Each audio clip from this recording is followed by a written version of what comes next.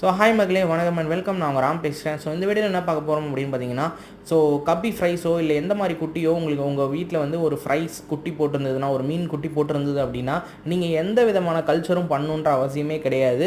So ரொம்ப கஷ்டப்படவும் தேவையில்லை.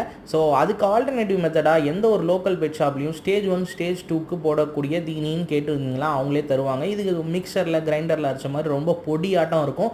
அதை வந்து கொஞ்சம் தண்ணியை எடுத்துகிட்டு அப்படியே மிக்ஸ் பண்ணி அப்படி ஒரு குலுக்கிட்டு டேரெக்டாக மீனுக்கு போய் நீங்கள் ஃபீட் பண்ணிடலாம். ஸோ இது எந்த மாதிரி மீனுக்கு போடலாம் அப்படின்னு பார்த்தீங்கன்னா, ஒரு சின்ன குட்டி நீந்துற தன்மை வந்துடுச்சு அப்படின்னா அதுக்கு நீங்கள் ஃபீட் பண்ணலாம்.